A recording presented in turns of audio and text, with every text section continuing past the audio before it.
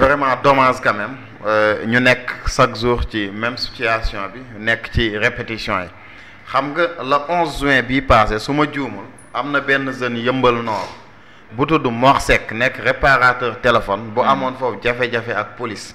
mooy une l'observateur waaw tey kooku famem jàpp nañ ne moom policiers yi ñoom ñoo ko faat donte am na ñoo xamante ne weddi nañ loolu waaye moom famem jàpp nañ ne bavure policière moo ci am.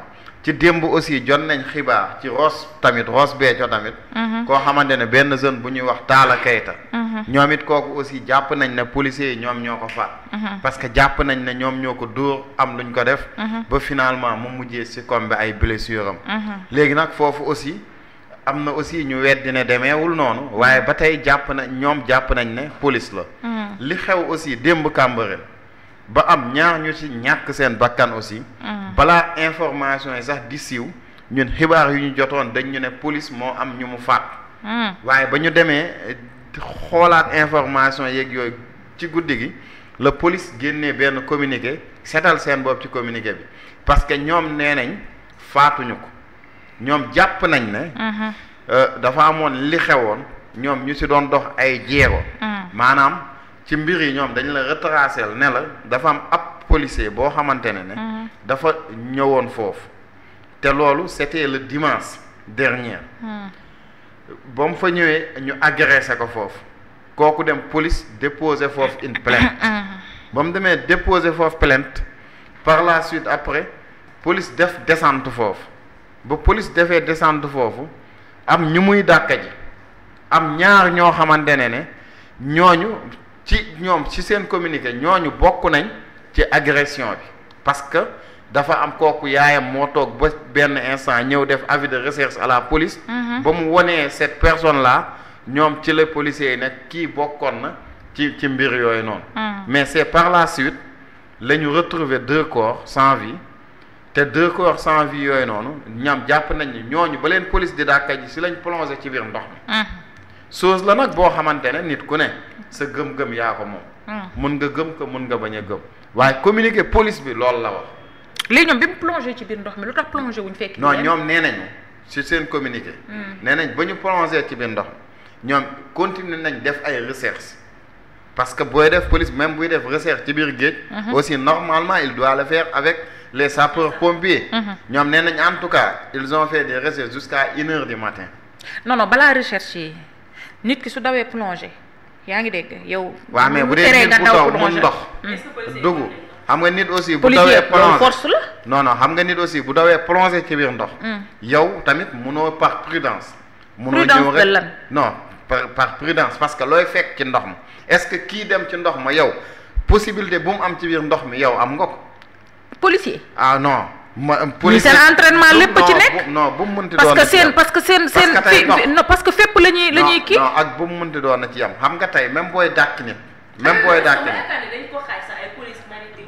waaw yooyu yëpp dafay am. waaw mais police yuy ñëw foofu ci manifestation bi wala ñëw di am dàkk ji nit ba nit ki plongé ci ndox mi. wax dëgg fa yàlla mën nga bañ a plongé ci ndox mi parce que aussi tu n'es pas tenu dem di plongé ci ay ndox ba di fa ñàkk ay bakkan. léegi nag li am ba des mooy li police wax est-ce que en réalité loolu la. ah. est-ce que en réalité je pose une question. mais ci loolu ngay sukkandiku. waaw mais dama ne. jusqu'à preuve du contraire. loolu mooy li officiel parce que moom la ñu police wax waaye man dama ci am taxaw seetlu bu ma ci am mooy. boo dàkkajee nit maanaam nga dàkkaji nit ba mu plongé ci biir ndox ngeen def des recherches jotoo leen ko gisoo leen ko man jàpp naa ne jour boobu noonu. ba ñu yeewoo police waroon nañoo fournir un communiqué bu ñuy wan ne que démb am na un phénomène bu xewoon ci place nangam. j'ai pas compris nit ñooñu maanaam. j'ai pas compris ma revenir nga ko. non avant ngay revenir. kon expliquer ma mbir mi démb la xew wala xewoon na bu yàgg. déedéet mbir mi xewul démb. kañ la xew. mbir mi ba muy xew depuis dimanche passé. maanaam ñoom ci seen communiqué. dañu naan la. anamu sax xaaral ma génneel la communiqué bi léegi nga gis ko. communiqué xaaral ma yónnee la ko parce que liiruma ko aussi parce que ñoom dañu ne la ñoom ci communiqué bi dañu ne le dimanche 22 juin aux environs de 1h du matin un agent de police en service à la 7 compagnie s'est présenté au commissariat d'arrondissement de l'unité 15 des Parcelles Assainies pour déclarer avoir été victime d'une agression à la place de Cambérène. maanaam agression bi c'était le 22 juin la fa la waa ji ñëw agression bi c'était le 22 juin parce que le 22 juin boobu la agent de police boobu ñëw pour wax ne dañ ko agressé léegi ñu ne il ressort des faits que alors qu'il tentait d'intervenir pour mettre fin à une agression maanaam moom dafa doon intervenir ci benn agression finalement moom la agresseur bi attaqué moom da doon intervenir ci agression bu am far yàlla agresseur bi mujjee tourné ko moom agressé ko moom ok très bien donc il a su que y a de l'insécurité là-bas voilà ok léegi ñu ne il a été violemment attaqué par l'un des agresseurs qui l'a aspergé de gaz lacrymogène avant de lui porter un coup de couteau dans le dos. Il a été immédiatement évacué à l'hôpital principal par son père présent sur les lieux au moment des faits parce que mën nga jàpp dafa demoon xëy na doxantu ji ak papaam te moom dafa mel ni dafa civilu woon au moment de l'attaque. waaw parce que dafa demoon doxantu ji ak papaam donc papaam ñoo ànd ba agression bi di am aussitôt rendu sur place afin d'identifier et interpeller les auteurs présumés kon da ngay jàpp patrouille boobu le 22 juin lañ waxoon tey la ñaar le premier kon démb moo nekkoon le 30 juin donc entre le 22 ak le 30 presque 8 jours léegi à l'approche des forces de l'ordre 2 individus probablement impliqués dans l'agression ont pris la fuite en se jetant dans la mer. Malgré l'appui des personnes présentes sur les lieux, ces individus n'ont pas été retrouvés. Les recherches restent infructueuses, ont été suspendues vers 2h du matin.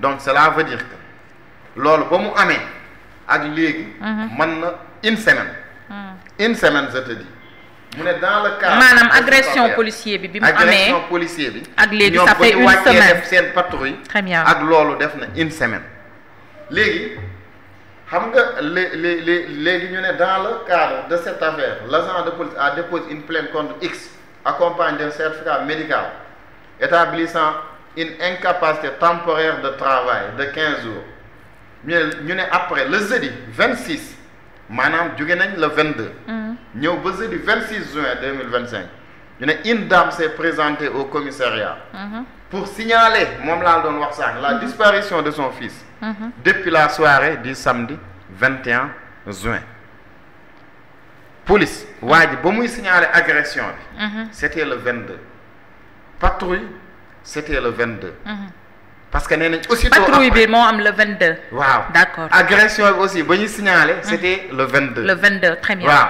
donc aussitôt après ci la patrouille bi am maanaam le 22 waaw léegi la dame bu ñëw pour signaler doomam parce que gisu ko nee na depuis la soirée du samedi 21 guddik 21 gisul la gëj a gis doomam donc le 21 moo jiitu le 22 su nekkee waaw li ma jàngoon réeruma kon fanaanul këram xale bi fanaanul këram waaw depuis le 21 la gëj mu ne après avoir présenté une photographe de cette dernière celle-ci a été soumise à l'agent agressé qui a indiqué qu'un de ses agresseurs présentait une corpulence et un teint similaire à ceux de la personne figurant sur la photo. Très bien. taxaw seetlu.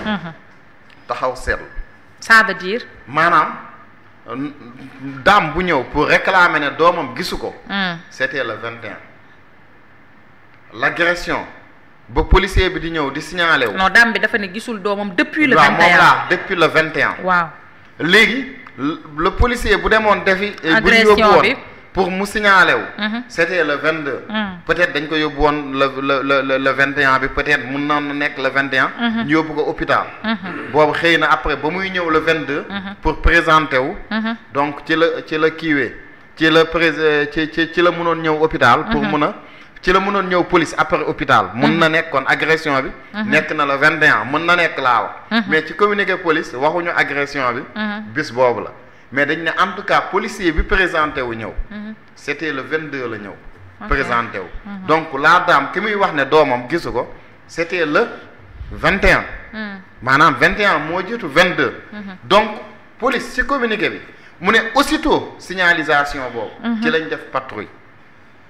donc kay gisuñu ko depuis le 21 ñu def patrouille ñoom ci patrouille bi. lañ ne ñaar dem nañ plonger ci ndox mi xaaral ma yeggali la communiqué. ñu ne la ce lundi. voilà ñu ne la enquête impossible. ñu ne la après avoir présenté une photographe de ce dernier, celle-ci a été soumise à l'agent agressé qui a indiqué qu'un de ses agresseurs présentait une corpulence et un teint similaire à ceux de la personne figurant sur la photo. maanaam ki nga xamante ni indi na photo bi wane na ko. ni doomam dafa policier bi ñu agressé. gis na ni kii dafa mel ni bokk na ci dafa mel ni bokk wa ca am na.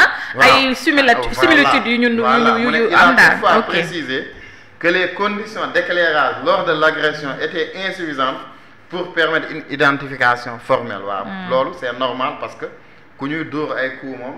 pour nga identifier nit du yomb. mu ne ce lundi 30 juin mooy démb. aux environs de 18 heures. des troubles à l'ordre public ont été signalés sur la VDN 3. maanaam démb lundi démb. à partir de 18 heures. la am ay nit yu jug pour manifester lu tax. nit ñoo jug manifester. c'est la grande question. parce que ñoom dañu am ay corps yu ñu retrouver ba ñu retrouver corps yi ñoom ñu jàpp ne. c'est la police moom moo defoon loolu. nan lañ ko xamee. voilà bàyyi ma yeggali communiqué. mën ngaa expliquer waaye man it mën naa laaj au niveau de la passerelle nan de lañ ko Cambérène xamee.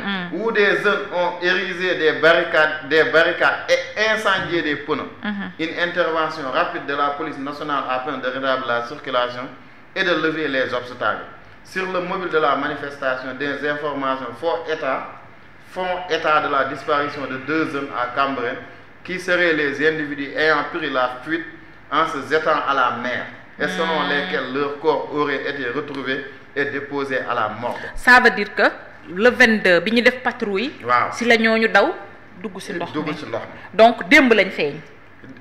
loolu lañ wax. loolu la ñu wax loolu la communiqué bi wax. waaw d'accord après vérification. après vérification les responsables des morgues de l'hôpital principal et de l'hôpital Dalal Jamm ont affirmé qu'aucun corps sans vie par noyade n'a été réceptionné à ce jour. ban jour. maanaam ba démb. ba démb d'accord ñoom hôpital yooyu loolu ñu ne toutefois il revient de 2 autres contestations de corps sans vie effectuées à la place de BCEAO. dañoo teer à la place de BCEAO lañ teer yi d'accord. léegi suivi d'identification que les victimes habitent la zone de Cambérène sans plus de précision. lii nag loolu moo yëngal gone Cambérène yi. maanaam seen ñaari doom yooyu faatu ci ndox mi.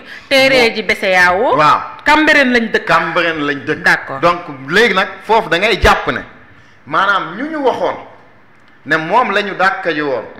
ñu daw plongé ci place bi. ba gisatuñ leen ñoo teeree ji foofu d'accord. léegi ñoom ñu jàpp ne. police moo def lool. parce que police moo leen dàkki. police parce que ba info bi jógee dafa am ñu bëri ñu ne sax dafa am police ñu mu dóor ay bal. ñu dee man nit woo na ma sax wax ma lool jox ma info boobu mais dama ne ko bon lii il faut nga prudent. parce que comme xamagoo lu mu. il faut nga prudent ci. mais après ci la police génnee communiqué. mais man lu tax ma ne la nañ def taxaw seetlu bi. mooy maanaam l'événement s'est déroulé depuis le 21 ci guddi samedi bële passé. c'est mon problème de date yi. léegi parce que à partir de 0 heure dañuy dugg ci 22. dañuy dugg ci 22 maanaam baal rek ma ñëw. waaw maanaam ci communiqué police. maanaam ñoom ba ñuy wane ne vraiment événement am na. c'est à partir du 22 juin. waaw mais yow la police tu gères la sécurité des gens mais yow am nga patrouille boo def am ay nit yu plongé ci géej wër nga ba 2 heures du matin gisoo mais boo yeewoo gàllawaay mais communique yow léegi imagine bu doon ñooñu teewuñu. est-ce que nekkuñu woon di continuer seen enquête rek xanoo xaaral bu doon tey est-ce que leeroon na leen ne dee nañ waaw mais la police doit informer en temps réel tey mën nañ supposer que ne tey bu doon ñooñu teeruñu ci place BCEAO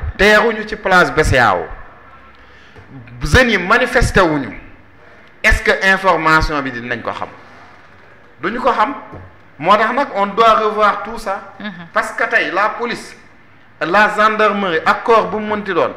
waruñu def benn perception boo xamante ne confiance bu peuple bi di am ak ñoom aussi dafay continuer di dégrader chaque jour. donc on doit éviter tout ça.